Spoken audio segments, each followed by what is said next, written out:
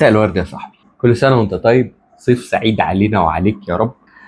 احنا خلاص شهر 8 بيخلص اهو، الصيف قرب يخلص ولسه معركة تكسير العظام طوفان الألبومات شغال. يا رب دايما، يا رب دايما. من ساعة ما الإنتاج كان وقف وكل مطرب بينتج لنفسه، واحنا كان بقالنا فترة كبيرة كل مطرب بينزل كل فين وفين، فما يبقى موسم داخل في 10 12 ألبوم وكلهم ميجا ستارز وشغالين بجد. يعني مبروك علينا صيف 25 في الإنتاج في المزيكا، ويا رب يجعله فتحة خير على السنين اللي بعدها في الإنتاج. المهم بقى يا سيدي، يعني من أهم العلامات البارزة في الصيف ده ألبوم الهضبة، ألبوم عمرو دياب. يعني الراجل ده، في ناس كده وربنا خيب ظنهم قوي كانوا قاعدين مستنيين ويشوفوا هيخلص امتى، وسبحان الله الراجل ده مش هيخلص. ويعني وسنين طويلة وأجيال بعيدة كتير هتسمع شغل عمرو دياب ده في الكلاسيكس كده. هيفضل كل صيف بتاع عمرو دياب بجد، وماسك السيجنتشر بتاعته. دايما دايما اول سمع لالبوم عمرو دياب الناس تقول لك: ايه يا عم، القديم كان احلى. وفجأة تلاقي ان الالبوم ده بقى موجود في الدي ان اي بتاع الناس. انا شخصيا يعني انا متيم بماليش بديل، بحبها، بحب اسمعها كتير جدا. لكن اللي عايز اتكلم عليها النهارده، يا بابا، يا بابا، عارف في كونسبت كده في الهدوم اسمه البيزك الابيض. ده تيشيرت ابيض كده تقدر تلبسه في اي مناسبه في اي هدوم ويليق.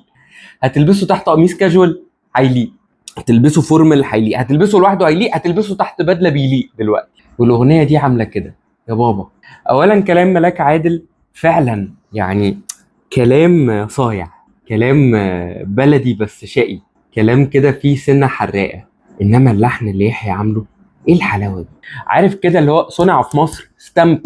تيارا لا لا لا لا لا لا لا لا، تيرا لا لا لا لا لا لا. رغم ان في ناس كمان بتغنيها كورد، يعني انا مسيج دلوقتي. تيرا لا لا لا لي لا لا لا لا، تيرا لا لا لا لا لا لا لا. ايه الحلاوه دي، وايه الليقان اللي هو لايقه على كل حاجه. اولا الغنوه دي توزيع المزيكا اللي عامله عادل حقي يخليها تشتغل في اغلى كلوبس في الدنيا. توزيع جروفي قوي، والبيت بتاعه حلو قوي وكده، صوت المزامير فيه حلو. وفجأة الغنوة دي بدأت تفايرل في ليفل تاني خالص غير متوقع، وما اعتقدش ان عمرو دياب نفسه كان متوقعه. لما بدأت تبقى في الافراح الشعبي، يعني ظهر كام فيديو كده مغنيين شعبي، ده حتى عبد السلام كان بيلعب ورا واحد منهم والغنوة دي شغالة. وراحت الغنوة نازلة ليفل تاني عند الفولكلوريين، يعني تلاقي عازف ربابة بيلعبها، عازف مزمار في زفة بيلعبها. لسه كان في افتتاح محكى القلعة بتاع ربابة وبتاع مزمار، بتوع الفنون الفولكلورية كانوا بيلعبوها. وانت لسه حكي لي حتى عندكم في أسوان الناس في افراح نوبي بتلعبها، في افراح الكفور بتلعبها، في افراح شعبي بتلعبها. وهو ده بقى عمرو دياب.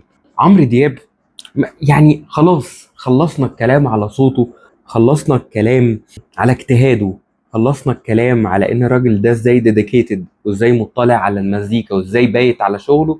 واعتقد كمان خلصنا الكلام على ذكائه، لانه خلاص هو اثبتها قوي. الراجل ده بيعرف ينقي حتة الألماظة، بيعرف ينقي الغنوة بتاعت كل المصريين. الصيف ده مع كل الاحترام والمحبة لكل النجوم اللي نزلوا، كان صيف عمرو دياب.